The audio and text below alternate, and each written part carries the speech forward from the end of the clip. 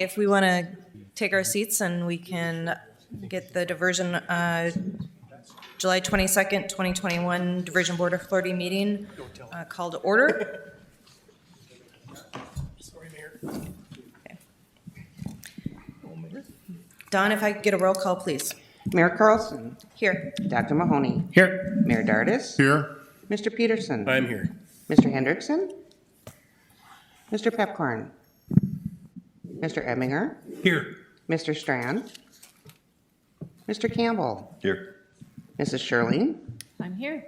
Mr. Steen. Here. Mr. Olson. Mr. Seldgevold. Here. Quorum is present. Great. Thank you very much, Don. Moving on to number 2, approval of minutes from the June 24th, 2021 meeting. And when I'm asking for a motion for this, I'd like to also get a motion to approve the special Board of Director meetings along with approval for the regular minutes. They did not get included in the packet, but are a separate link on the. Madam Chairman, I move. Have a second? Peterson, second. Okay. Any discussion? All right. All in favor, please signify by saying aye. Aye. Any opposed? Motion passes. Moving on to the approval of the order of the agenda. Steen moves approval of the order of the agenda. Campbell, second. Any discussion? Okay, could I get a roll call vote, please? Mayor Carlson. Yes. Dr. Mahoney. Aye. Mayor Dardis. Yes. Mr. Peterson. Yes. Mr. Ebinger. Aye. Mr. Campbell. Yes. Mrs. Shirley. Yes. Mr. Steen. Yes. Mr. Seldgevold. Aye. That is everyone. Thank you. Sorry, I was thinking that was a roll call vote, but it could have been voice.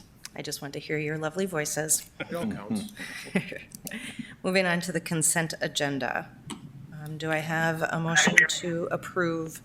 Move to approve the consent agenda by roll call vote. Second. Any discussion? All right, now this is a real roll call. Yes. Just want to make a note on the consent agenda, item C, July Stanley Township MOU, that should be removed.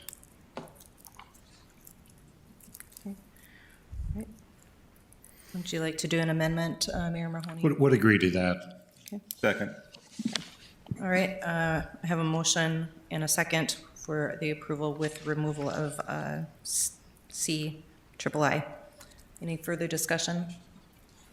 Roll call vote, please. Mayor Carlson. Yes. Dr. Mahoney. Aye. Mayor Dardis. Yes. Mr. Peterson. Yes. Mr. Ebinger. Aye.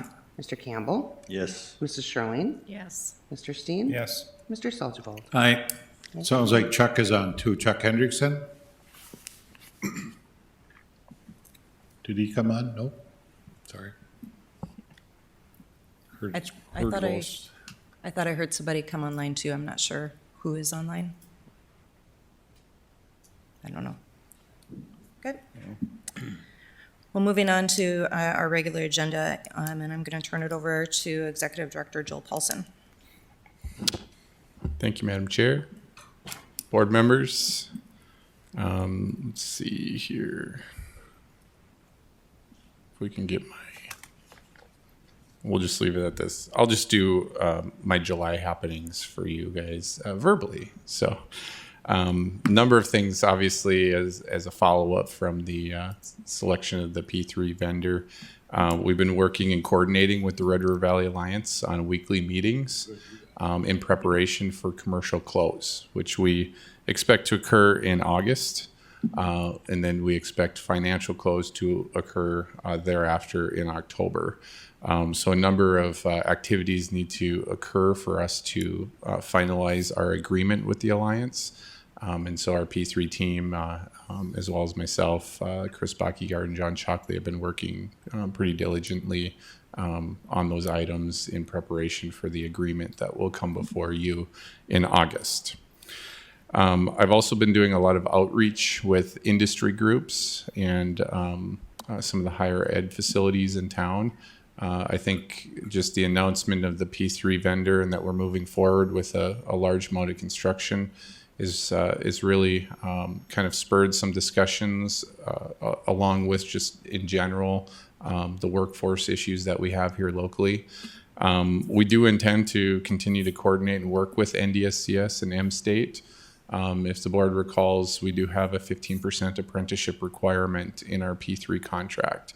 And so those two vendors, or those two institutions, are two institutions that have certified apprenticeship programs that can provide that resource to the developer to meet that requirement. So I think right now the thoughts in our conversations with those entities are how can we formulate the programs we need, if we don't already have them, to fill specific workforce gaps that we already know we have, and start training people in those areas to fill those workforce gaps. And basically, we're leveraging this project for a need that we already have, but we're also, seeing a benefit with having those positions included in the construction of our project. So those discussions continue to move forward. We want to start to also prepare to just have the community meet the Red River Valley Alliance. They are planning on setting up an office here, I believe, within the next month or two, as we get closer to that commercial close date. There's just a whole lot of folks that they need to interact with as they build this project. And so we've been talking about the concept of an industry day with the Chamber of Commerce, who would host that. And they would invite different industry groups in, different political entities, and folks that would supply either resources or things that would be advantageous for the Alliance as they move through construction. So look for more updates on that as we continue to kind of develop that concept in that day. And I think it'd be a great opportunity. I know myself and others on the team have been getting a lot of phone calls from contractors, engineers, suppliers, and providers wanting to know how they can interact with the Red River Valley Alliance. And it's kind of a little bit premature at this point because we're still working on getting that agreement in place. But once that's in place, they're going to hit the ground running, and we're going to want to be able to connect all of these folks together for the benefit of the program and the success of Red River Valley Alliance. So, and then I'll have Jennifer talk a little bit more in depth about the communications plan. But the communications plan is required by the developer and by the Diversion Authority to kind of have a joint plan together. And that is something that we're looking at finalizing in August.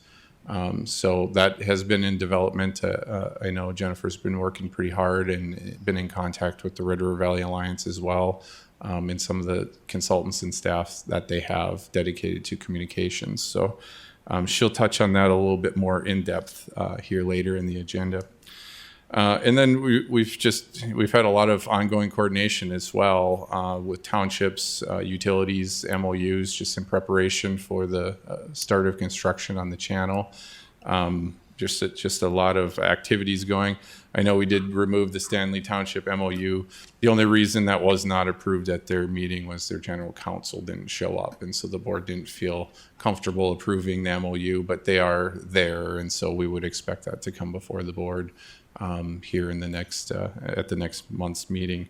And then according to the settlement agreement, we do have to do 6-month report outs to the upstream JPA on the different obligations and where we're at with those. And so we're starting to get to that 6-month point. And so we've been working on compiling a reporting format to the JPA and kind of tracking all of the obligations we had according to the settlement agreement.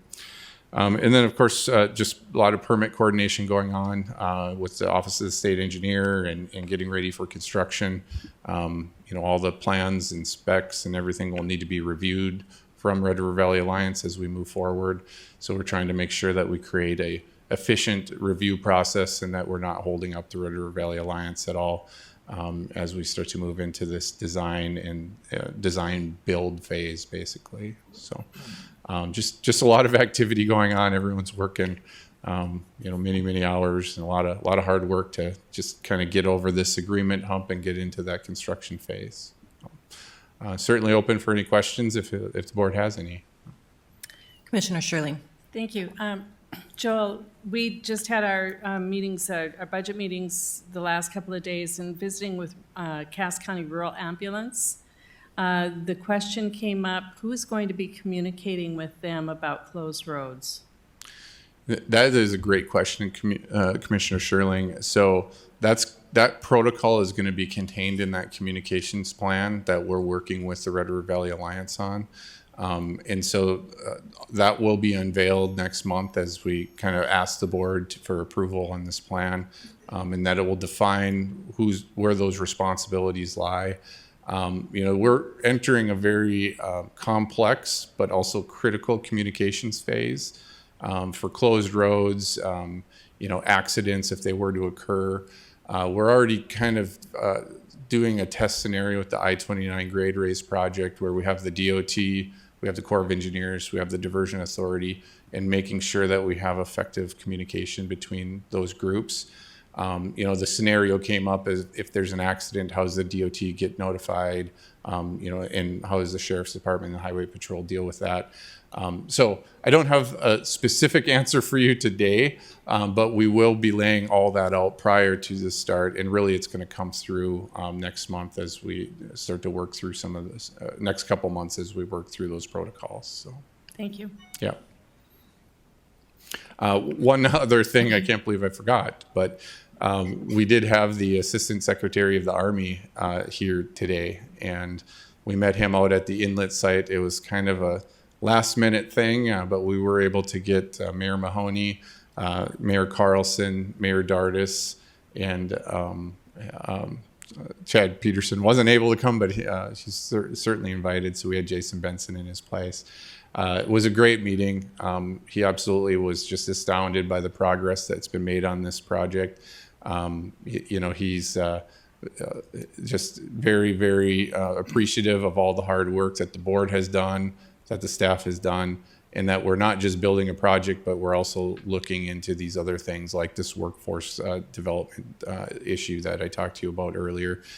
He was very pleased that we're doing those sorts of things with our program. We certainly had an opportunity to talk to him about federal funding and the president's budget as well. So very good meeting, and certainly the mayors can mention anything from this morning if they'd like as well. So. Any other questions or comments for Mr. Polson? All right, thank you. All right, moving on to number 5, General Counsel update. I will turn this over to Mr. Shockley.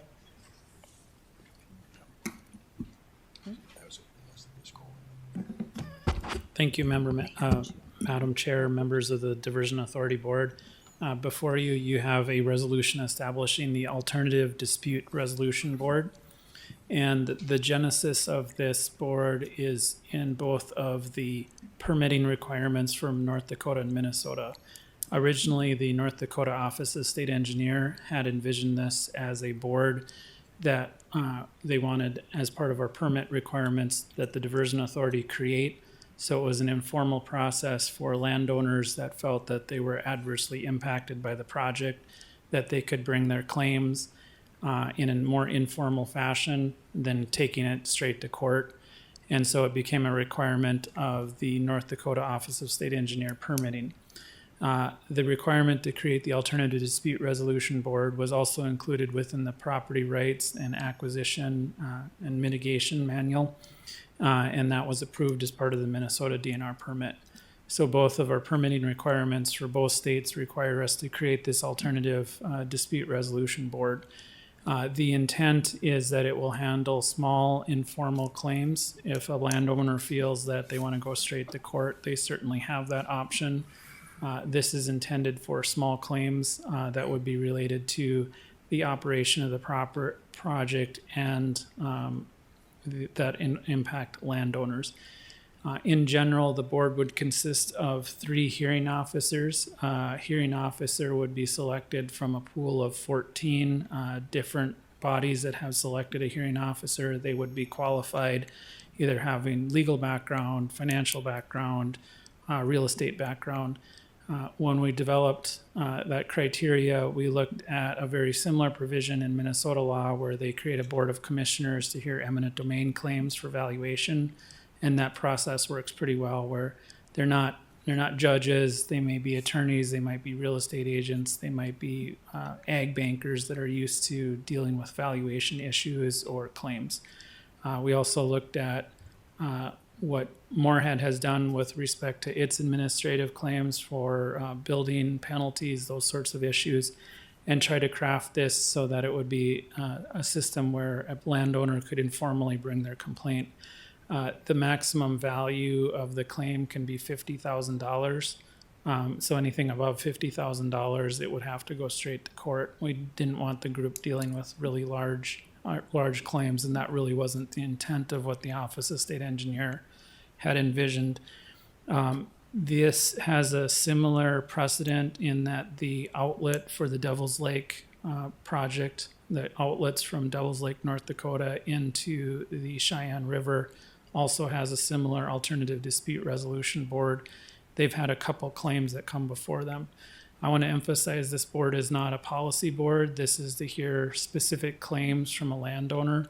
The resolution has in place kind of the criteria that you would have to state your claim, file a filing fee, and then the diversion authority has a chance to respond to the claim in front of the three hearing officers. And the reason that we chose three was so that there wouldn't be a deadlock, so that also looking at the American arbitration rules, they suggest three also for this type of a procedure.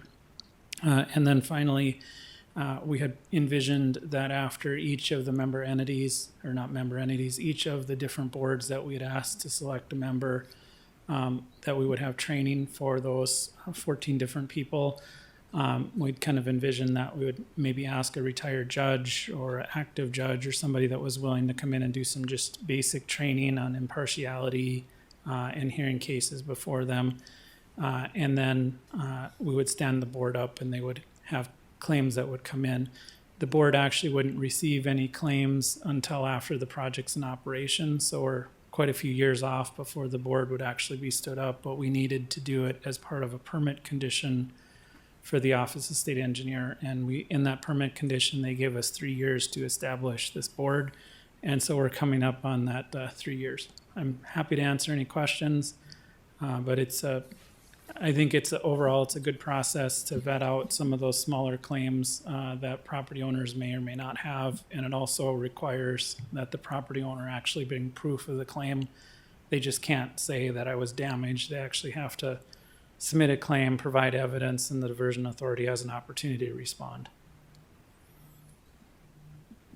And the Land Management Committee recommended approval of it yesterday's meeting. All right, thank you, Mr. Shockley. Mayor Mahoney. John, I notice you have 14 counties or something like that. It seems unusual that MNDAC is in there, because if you have the counties, why do you, and it kind of confuses me a little bit, because we have a claims, we did a settlement with the Upstream Coalition, and would any of those claims go to them if there's a dispute? If we have a claim to this board, wouldn't it just be the counties that are involved? Because it just seems unusual that you have counties and then you have one other. Well, I'll let Joel talk about the genesis of using the MNDAC coalition as selecting a person. Within the resolution, they would be prohibited from hearing any claims that deal with the southern embankment and the storage area. So conceivably, there could be downstream claims from, I'm just picking somebody out of the air, like somebody that lives near Hillsborough claims that somehow the project damaged their property. They could sit on a claim like that, but they could not sit on any claims that would involve the southern embankment or the staging area. I'll let Joel kind of talk about the genesis of why they were added. Thank you, John. Mayor Mahoney, so I have been meeting with the Upstream Coalition Board. They have told me a couple of points. They wanted to make sure that I understood that they are not the same as the upstream JPA. And, obviously their view of their value as a board, now that there's been a settlement agreement, is representing the landowner interests in the upstream mitigation area. And so the board is made up of a number of different appointed officials, and they believe they represent the folks that live in the upstream mitigation area. And they believe because of the impact of that area from our project, that they should hold standing in a dispute resolution board or be a part of a dispute resolution board. So we put it on here for your consideration today. Ultimately, it's up to this board to decide, from that policy perspective. John has included all the counties upstream and downstream, and he's also included the Office of the State Engineer and the Minnesota DNR. And the Minnesota DNR did respond back that they believe they're a regulatory entity and they will not take part in this. We're down to 13, I suppose, John. But I think the Office of the State Engineer has communicated that they will take part in the dispute resolution board. At some time because there's a little confusion about the JPA and the MINDAC group. At some time, after the meeting, whatever, could you send out to our members just who's part of the group you're talking about so we understand that? And a little confusion on my part because in my mind, they still could get that advice. I mean, all the other ones are political entities or counties and we have representation. This is not a county representation. So, I mean, right now, they could go to a landowner and say, here's your rights, here's what you need to do, we'll help you out and help you figure it out. So it's just a little confusing as how they fit in that role as we all make structure or policy makers. Pleased that they want to finally kind of get in and maybe help us out a bit to get us over the goal line, but wondering if they're adversarial or they're going to be in a position to help us get to resolutions. Yeah, I can do that, Mayor. And from my perspective, and having met with them on a number of occasions, they are looking to assist landowners in the upstream mitigation area to find resolution and consensus on whatever property rights that we need to purchase. Because of the opposition for so many years, I think there's a number of folks that we interact with our land agents that the communication just isn't very well. And so the thought is the upstream coalition would assist in those conversations to help explain to property owners, how the process goes, how the DA is going to value land and flowage easements, and help guide them to find appropriate attorneys. I am not getting any sense that there's opposition coming from them. It's more of assisting what they believe is their group that they represent, kind of getting over this hump of property rights acquisition from the landowner's perspective. So that's kind of where this all came from, I suppose. Commissioner Steen. Thank you. Mayor Mahoney, you suggested looking at something after this meeting. I think after this meeting might be a little bit late if we're actually going to take action on this. I think some of us on this board would be interested in knowing who actually represents or is on the MINDAC Upstream Coalition before we take action on this. There's probably some other questions that some of us haven't had the opportunity to ask about this agreement. And so I think it'd be a little late in the game to get information after the fact, after we vote on this. That's my personal thought, and I'm not sure if there's any significant rush on I'm not this. adverse to tabling until we get that information, because I don't even know if our chairperson has met with MINDAC, and to me, it'd be important to have you meet with him and get the same feeling that Joel has, and seeing the value of having him on there. So I wouldn't disagree at all on postponing it. Madam Chair, just to clarify, this isn't an agreement with any of these entities. This is establishing a dispute resolution board. And just for clarity, so that we're all on the same page, this is not an agreement with any of those counties. They will pick one person to be in a pool of hearing officers. It may be given, we had envisioned that the 3 hearing officers would be picked randomly. Just like in the court system, you have the judges, they put in a pool and you get a case and the judge gets a case assignment. They don't go out looking for the case assignment, it's assigned to them. And that was the same way. This is a pool. You pick 3 out of the pool randomly. They're assigned to hear the case. And so the selection of each of the counties was they would be asked to appoint someone with the proper qualifications, either legal training, financial background, or real estate. And so you can certainly table it if that's what you're looking for. But just for clarity, this is not an agreement. And from a timing perspective, we do need to get this done this year. But I just want to make clear this isn't an agreement with any of those entities. Thank you, Mr. Shockley. Commissioner Sherling and then Mayor Dartis. Thank you. Your microphone's you on. Speaker. mentioned- Excuse me. There we go. You mentioned that, that this was recommended by Land Management yesterday. I'm chair, and I was the lone holdout on this. After reviewing this, I have some concerns, not only for the 14 suggested or listed entities that would be part of this, but some of the other language. Had been the first time I had an opportunity to review this, and so I agree perhaps tabling this would be wise, so we could do a little deeper dive in this. Joel, you mentioned that this group is interested in assisting the landowners, and for that reason alone, I think that disqualifies them. By nature, they are not impartial.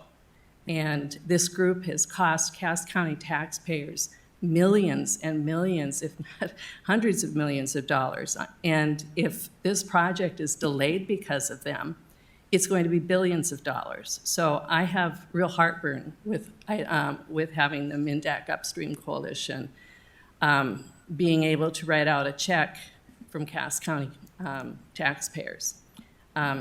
But perhaps you can clarify that better down the road and we can revisit the issue. But you'll notice in the audience, we have Ted Preister with the Red River Basin Commission. He is here at pretty much every meeting. I don't see that group listed here, and that would be exactly the group that you'd be looking for. Their whole purpose is to bring together parties from Minnesota, North Dakota. The North Dakota Office of State Engineer is a board member. The DNR is a board member. Pembina has got a board representative. Richland, Wilkin counties, all up and down.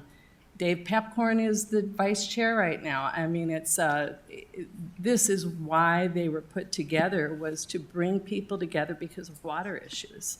So why aren't they on this list?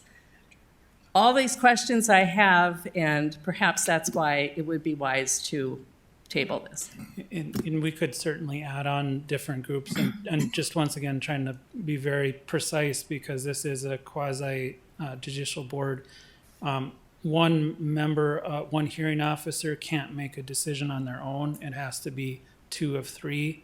And so we could certainly add different entities, but it's important to remember they pick one person to sit in the pool of hearing officers. And so that hearing officer, depending upon when the claim comes in, they may or may not get picked for it. I'll use Ada County, Norman County as an example. They could pick someone, a retired attorney. It might be 10 years before they actually hear something, and they have to make a decision. 2 of 3 would make the decision, and it's only specific to those facts after the applicant presents their case and the diversion authority presents their case. And so this isn't a policy-making board. This is actually to hear disputes and claims of landowners. It's very specific to each parcel, and they have to listen to the facts and apply the law to that claim. And so regardless of what policy the organization has, they have to act in their capacity as a hearing officer. We also have the ability as the authority, if someone selects a hearing officer that, whether it's one of the counties and they're either not qualified or have some serious conflict of interest, we can reject that hearing officer. But we can certainly have more conversations about it. So could I just follow up on that one? One of the concerns I had was on section 5.06, item C. The authority can also request the removal of an assigned officer. In the event the authority requests such removal, the officer will decide whether he or she can fairly or objectively review the claim. So it's not up to the authority, it's up to that individual person whether or not they feel they can. That's an awful lot of latitude. And so that, and we don't have to get into every detail, but that's just one of the concerns I have on this. Okay. Mayor Dardis. John, Mr. Shockley, I have a question with regard to the resolution board.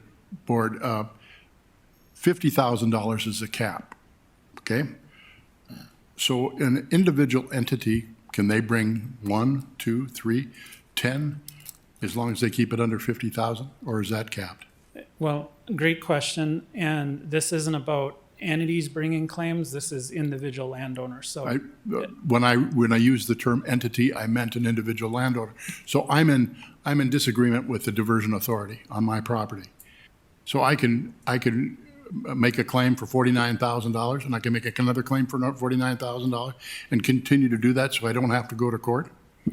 well, it would have to look at the damage that you suffered. So you would have to prove your case, and you also have to file the $500 fee. It's just like court. I mean, there's nothing stopping a landowner from making multiple claims.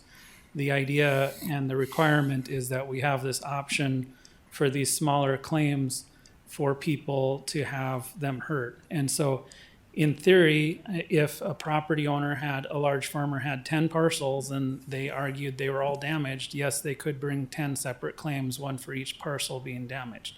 My point was that I would respectfully say that any claim that they bring forward is an accumulative up to $50,000. Correct. That might be something that you think of, that they can only bring 2 25s, but they can't bring 4 49s.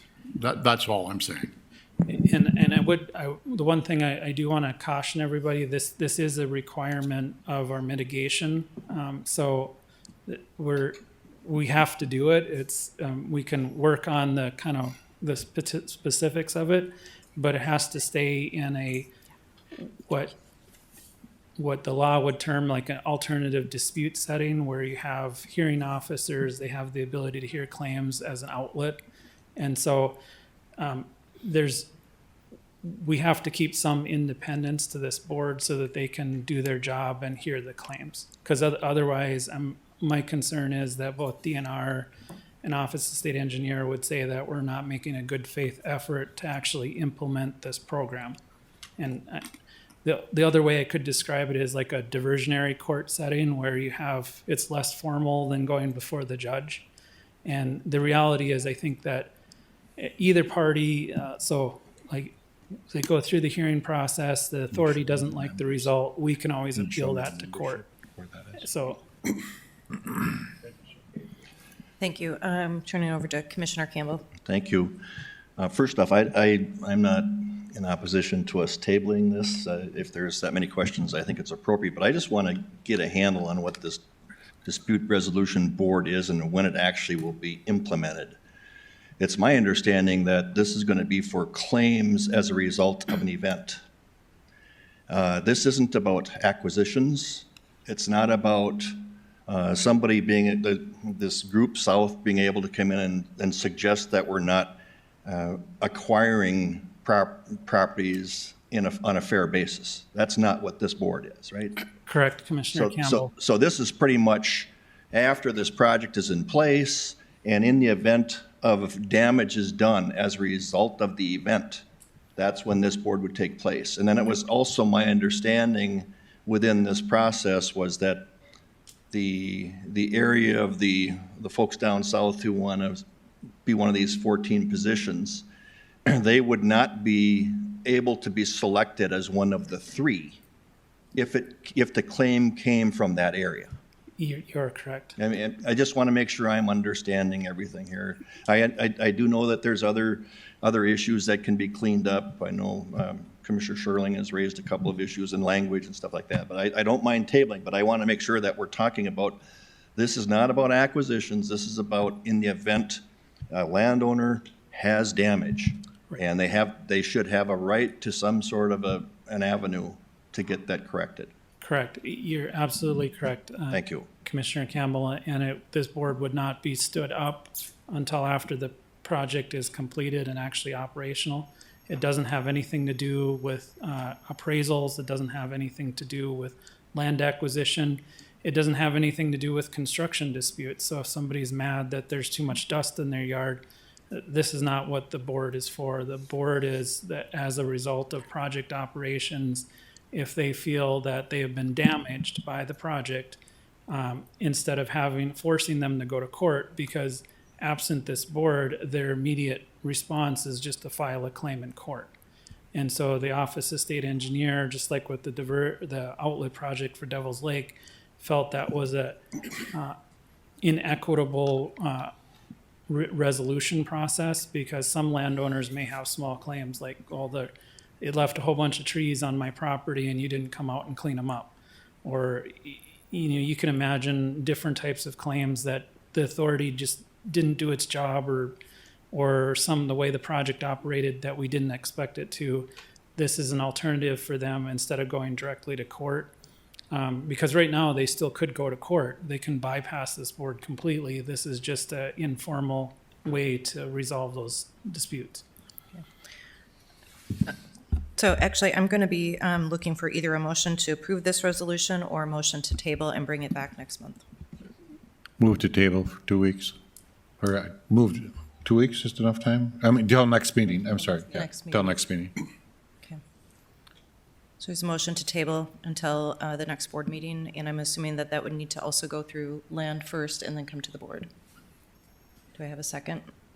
Do I need a second for? Yeah, I do. You do. Second. Okay. Any discussion? The other question I had, Mr. Shockley, is you have 14 members on there from counties. And initially, when we were kind of visualizing this, I thought it was going to be mainly the counties that were most affected in a sense by it. I mean, we go all the way up to Pembina. So my curiosity is that kind of how boards are? Just is that a custom of Minnesota and North Dakota that you go all the way up there? Or is there also a thought you wouldn't necessarily have to do 14? So the choice of the counties was to introduce some impartiality into the hearing pool. So remember, you drop 14 people into the hearing pool, and then you pick out 3 randomly. And so, just doing some statistical, analysis, you're likely to pull one person from, by Pembina and another person from Wahpeton, and maybe you pull one person from Cass. It's just random. And so that was part of the rationale to kind of make a bigger group, a pool, if you will, of hearing officers that could hear these claims impartially. And then the second was that we felt that the Red River Valley has interesting hydrology and geology and geography, and that's so flat that we wanted hearing officers that had some basic understanding of the Red River Valley, so that we didn't necessarily want to pull somebody from, say, Burleigh County in North Dakota, where they have lots of hills and they don't understand how flooding necessarily works in the Red River Valley. And so we tried to create a wide swath of people that could be potential hearing officers. And then, So those counties, their county commissioners will pick somebody basically in their county. Okay. and we had envisioned it could be, it could be the local ag banker, it could be a real estate agent that sells farmland or commercial property, it could be a retired state's attorney. In fact, we had a question from one of the state's attorneys, because I think they kind of thought that the board might end up picking them about how their role would work. And so that's how we'd envisioned it. And then they would get training, and then they would, when you have these claims come in, we would randomly choose 3 and they would hear it. And the authority is represented, has a chance to put on its case. And if we don't like the result, then we can appeal it to court, and so can the complainant. Madam Chair, if I could just make a few comments, just from a practical nature instead of from a legal side of things. If somebody comes with a claim of damages after the project operates, they're going to come to the diversion authority. We're going to work with them. If it's obvious there was, damages as a result of us operating the project, That will come to the board as far as those damages, and you guys have the first chance to see that and make a determination. If it's obvious that it's somebody just looking for some money, or there's, it's so intangible that our project would have done whatever the claim is, and you just can't put two and two together, that's what would then start this next process of the dispute resolution board. And the claimant has the option to just take it straight to district court and not go through the dispute resolution board. But this is a piece of a process to find resolution of a problem that is intended to save money and make it more efficient to come to that resolution, both from the diversion authority side and from the claimant side, up to that $50,000 mark. But even if the dispute resolution board found in favor of the claimant and the board still didn't like that finding or still felt it inappropriate, it would not take away our right to continue to take that or appeal that to district court. So I just, from a practical nature, I'm not anticipating this board to be used very much. I think, it's going to be pretty obvious whether our project has an impact unintended that we haven't thought about during the operation. But as John mentioned, it is a requirement to both a permit and our settlement agreement. So we do have to stand it up and put it together. So. Thank you, Mr. Shockley and Mr. Paulson. So I have a motion on the floor to table in a second. All in favor of that motion, if you could please signify by saying aye. We have to roll call this Yes, we can do a roll call. policy issue. So, Could we get a roll call, please? Mayor Carlson, Yes. Dr. Mahoney, I, Mayor Dardis, Yes? Mr. Peterson, Yes. Mr. Ebbinger, Yes. Mr. Campbell, Yes. Mrs. Sherling, Yes. Mr. Steen, Yes. Mr. Seldgevold. Aye. That is everyone. Mr. Olson's in attendance too, and he votes yes. Thank you, Mr. Olson. Thank you, Mr. Olson. We didn't know you were on. All right. And hopefully everyone will be able to reach out to either Joel or Mr. Shockley before the next month's meeting so that we can do a vote on that next month. Moving on to U.S. Army Corps of Engineers project update. Ms. Williams.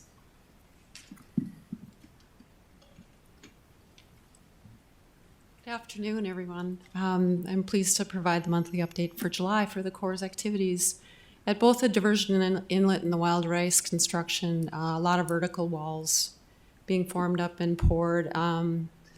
Next week, there's going to be a lot of vertical concrete pours at both sites. Number 3, the I-29 raise, you can see that the bypass is being vigorously built out there. They're hauling from the Red River Structures site, which you can drive down Pfeiffer Drive and park your car and take just a little walk north, and you can look into the excavation and all that.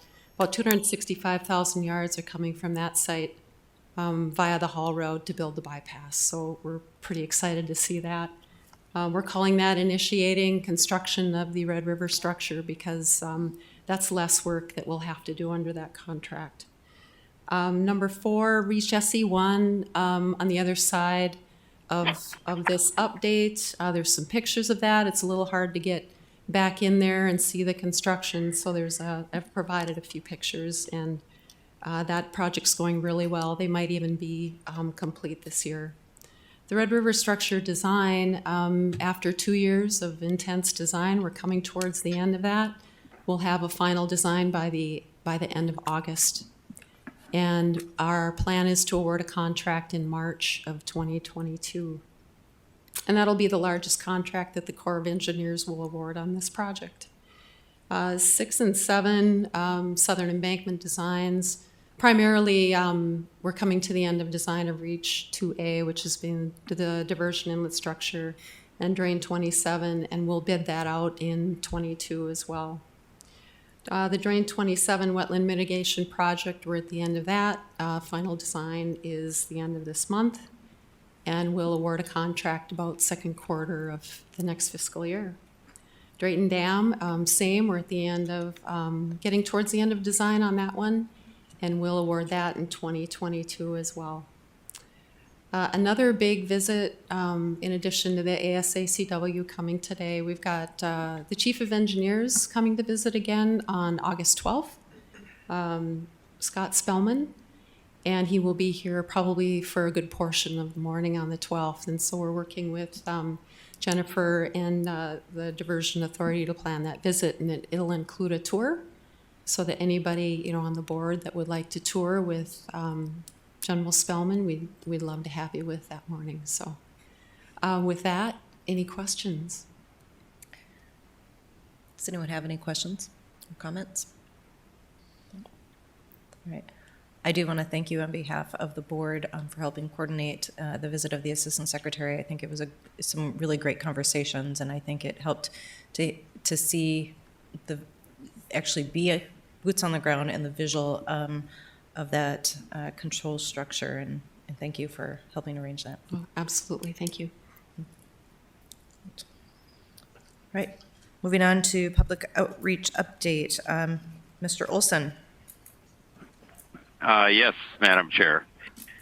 The Outreach Committee met yesterday. I had a fairly brief agenda.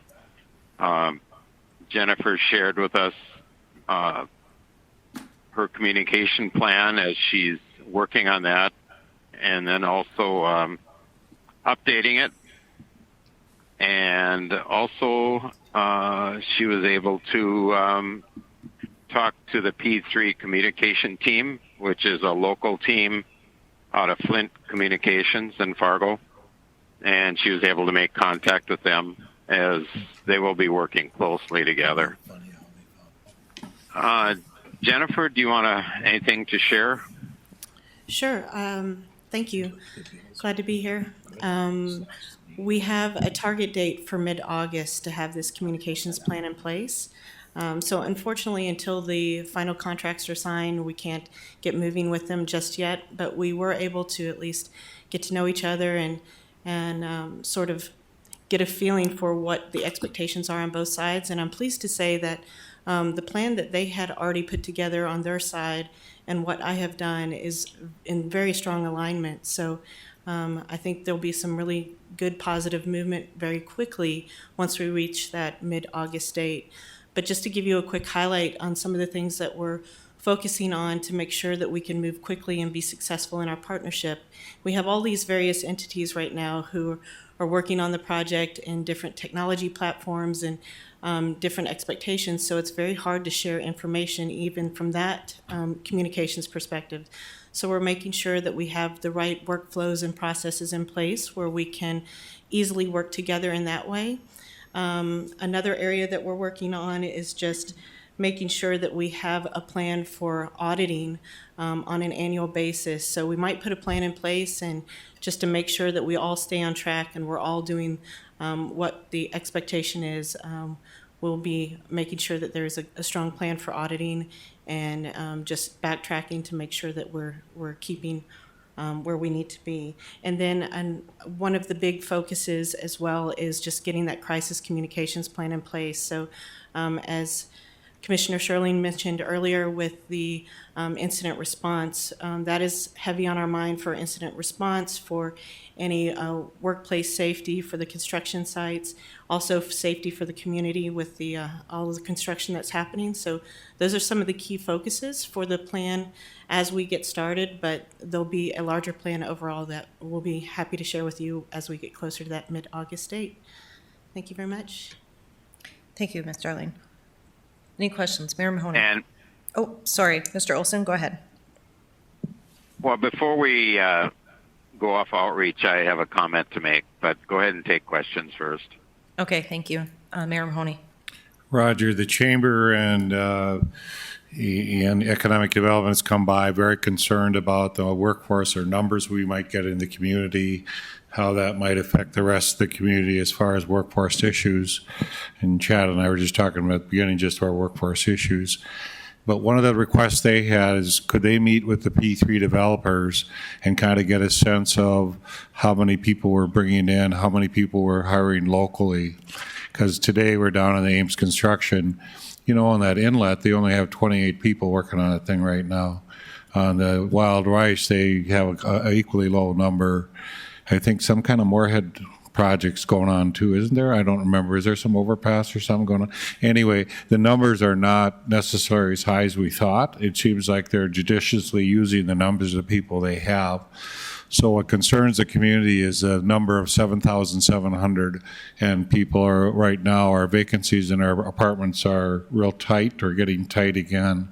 So I think it'd be great if the communications team could help us work with some of the local entities to try to solve that issue. How many are they going to hire locally? Are we going to be hiring our local contractors? How many people are we expected to come in? We just had a Cass County Planning Commission this morning. Are we going to have man camps? What are the things we as a community have to get prepared for? And so we have reached out a little bit that we're going to ask for the county leaderships and the city leaderships to sit down with the P3 developer as well to see what the expectations in our cities are. So if the communications team would help us do that, Jennifer, it'd be appreciated. Absolutely. And I actually should have pointed this out as one of the things that we're working on as well. So I met with the chamber a week before last, and this was a concern that they mentioned. So I think we have a good plan on how we can partner on that and pull resources from both the chambers and the diversion team to help make some of that happen. So more to come. Thank you. Yeah. Mr. Olson, I'll turn it back to you. Sure, and I came late to the meeting, and I'm sure that Joel or someone mentioned the ag meeting or the landowner meeting that we had last night at Hickson, and again tonight. And I just want to thank the team for how professional that the meeting was presented. It was just very clear and easy to understand, and it brought a lot of great information, I think, to the landowners and the land operators. And I would really encourage diversion members, if you can, to go out there and spend a few hours or a couple hours and listen to it so you can understand really what's happening and how we're handling and mitigating the impact that we're having on the staging area. So I think it's very informational, and I know a lot of you probably don't know a lot about farming, but it certainly is a good way to get some information here. That's all I have. Thanks. Something I'll add to that is we also documented the questions and answers from last night's meeting, and we'll do the same tonight. So we'll be happy to share that information as well, so you know what's the sentiment on everyone's mind for those meetings. Okay. Thank you. Thank you, Mr. Olson, and thank you, Jennifer. Mm-hmm. Oh, go ahead, Commissioner Shirley. Thank you. Yes, Lands met yesterday, and in addition to discussing the dispute resolution board, we also had the usual reports for acquisitions, appraisals that are in your packet. I won't go over all of those. We have acquired property interests on over 650 parcels at this point, and we also had a property exchange request that we voted unanimously to recommend to this board to review. I believe Eric's going to walk us through that. Is he here? Hi guys, can you hear me okay? Kind of. We can hear you. Is There's that better? Yes. Yes. Okay. Actually on my way to the next landowner meeting in Hickson. Sorry for not being there in person, but looking forward to presenting to some more landowners tonight. Regarding the land exchange, there is a letter from the joint board in your packet, along with a map showing the location of the property that we're acquiring, as well as the property that is being requested to exchange. So the property owner that we are acquiring is Eric Score. He has a residence and a commercial construction business that he operates in the upstream mitigation area. We've worked with our land agent team and the property owner to try to find suitable replacement sites, and as you might hear, there's just not a whole lot of available replacement sites in the rural areas. So the property owner did identify that the project does own a piece of land just south of the St. Benedict Cemetery, or St. Benedict's Church. And they asked if we would consider an exchange of that land. So we presented that request to the Cass County Joint Board last month. They approved the exchange, obviously subject to consideration by the Diversion Authority Board. As Ms. Shirley mentioned, we did discuss this at the Land Committee yesterday. Had some questions about how this fits in with the policy. And upon that discussion, the Land Committee made a recommendation to the board to go ahead and make the approval or make the recommendation. So I'd be happy to answer any questions, but that gives you a summary of what we're looking for. Thank you, Eric. Anything else Move to add, to approve. Commissioner Shirley? Oh. I would second that. Okay, I have a motion from Mayor Mahoney and a second by Commissioner Shirley. Any further discussion? All right, could I get a roll call, please? Mayor Carlson, Yes. Dr. Mahoney, Aye. Mayor Dardis, Yes. Mr. Peterson, Yes. Mr. Ebinger, Yes. Mr. Campbell, Yes. Mrs. Shirley, Yes. Mr. Steen, Yes. Mr. Olson, Yes. Mr. Seldebold. Aye. That is everyone. All right, motion carries. Thank you very much. And then I would just ask Commissioner Campbell and Mr. Olson if they have anything to report from their entities on acquisitions. I can certainly, we met today, the MCC JPA met today, and we too reviewed the property acquisition status reports.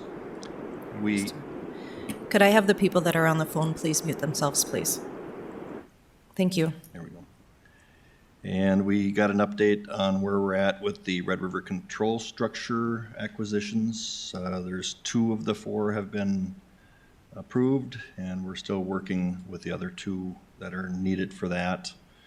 We did approve 4 appraisals and 2 housing differential payment appraisals today. So those processes continue to move forward. And we also had our first little discussion about pest control on a historic log cabin that needs to be taken care of, and so we did approve taking care of that. So that's pretty much it. Yep. I should mention too that that log cabin will probably next year be the Steam Threshers reunion show, so you can still go see it. We'll still be able to go see it. Okay. Mr. Olson, Yeah, are the you on? Cass County. Okay. You bet. Cass County Joint Board, we approved a couple of appraisals for just compensation. So that's would be the first step in an offer to the landowners or the property owners. And we heard from our land agents that the environmental easements that we're trying to acquire are going rather slowly, and it isn't because of an effort on their part. It's just getting the landowners to give up that right for a long time, and so there is concern about that. But they said they will keep working on it and see if they can't continue to get landowners to agree to these easements. And it just, and they're all in negotiation on properties or on easements for the environmental monitoring. So things are going as good probably as we can expect at this point.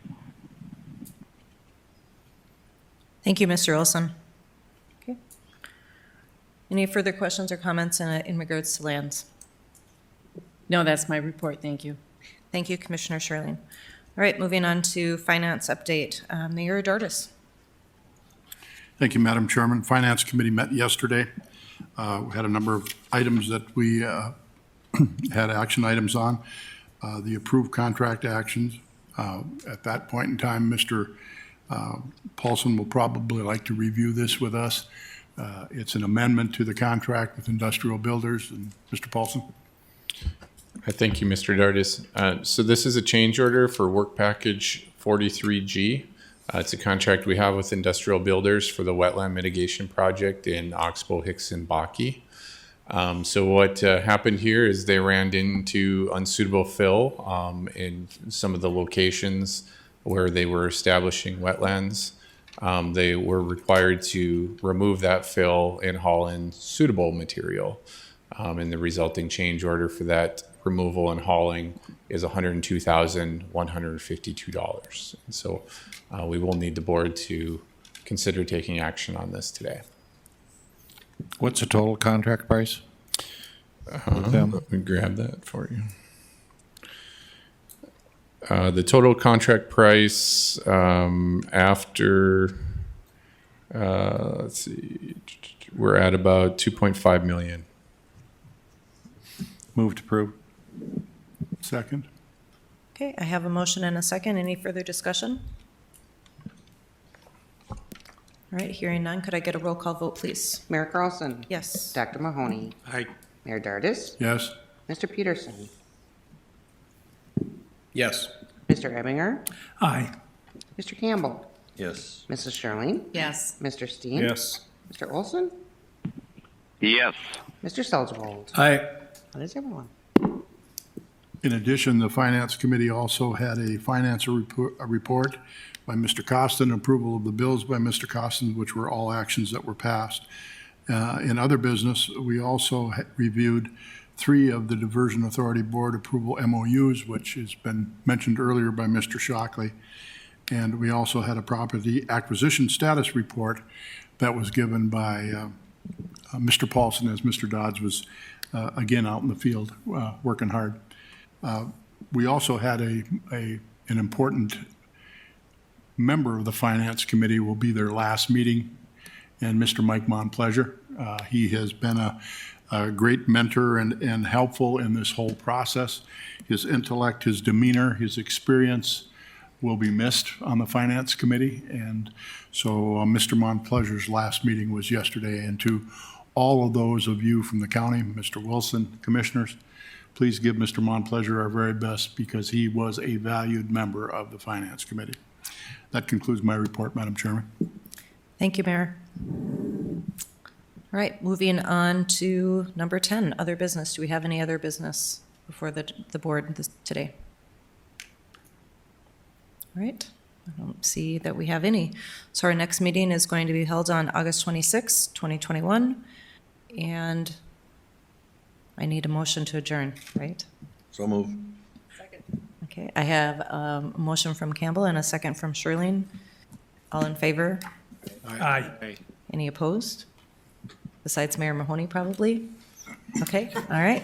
Thank you. Meeting's adjourned.